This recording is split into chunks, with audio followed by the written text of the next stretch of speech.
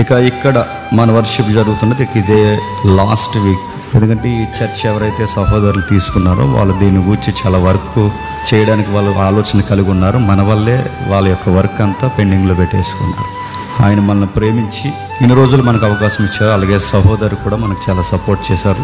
నిజానికి వాళ్ళు ఈ చర్చ తీసుకున్నప్పుడే మనం వెళ్ళిపోవచ్చు. కాకపోతే మనకంత సౌలభ్యము, పరిస్థితులు, స్థలము మనకు దొరక్క వెళ్ళడానికి అవ్వలేదు. రెండవది మున్సిపల్ పర్మిషన్స్ కూడా మనకి త్వరగా అవ్వట్లేదు.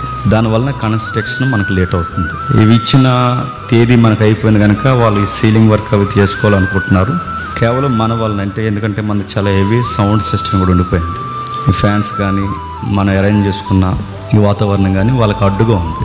కాబట్టి వాళ్ళ మర్యాదపూర్వకంగా చక్కగా చాలా నెలలు మనకి అవకాశం ఇచ్చారు. అవకాశాన్ని మనం ఉపయోగించుకుని ఇంకా ఉండడం మనకు మంచిది కాదనిపిస్తుంది నాకు. అందుకే వెళ్ళిపోదాం. మనకి నెక్స్ట్ వీక్ ఎక్కడ జరుగుద్ది అంటే చాలా విశాలమైన స్థలం ఉంది. మనకు 3 జంక్షన్లు ఈ హైవేలో టచ్ అవుతాయి. ఫస్ట్ జంక్షన్ మనకి ఎస్పీ ఆఫీస్ దగ్గర తగులుతుంది చూసారు, ఇది మొదటిది.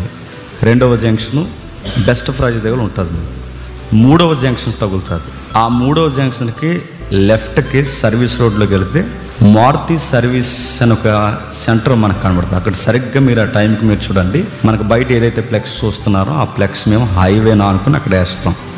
అక్కడ చాలా ఈజీగా మీకు అడ్రస్ ఉంటుంది. హైవే పక్కనే సుమారు ఒక 10 సెంట్ల స్థలం ఉంది. అక్కడ సహోదరులు శ్రీను గారిది, వాళ్ళ యొక్క బంధువర్గానిది, సహోదరి స్వప్న గారు, వాళ్ళ యొక్క పర్మిషన్ మనం తీసుకుని కొన్ని నెలలు మన కన్స్ట్రక్షన్ అయ్యేంత వరకు అక్కడ జరుగుద్ది. కాబట్టి అన్ని ముస్తాబులు చేస్తున్నాం, చక్కగా దాన్ని రెడీ చేస్తున్నాం. దీనికన్నా చాలా సౌఖ్యంగా మనకు అనిపిస్తుంది. కాబట్టి అది మనసులో పెట్టుకోండి.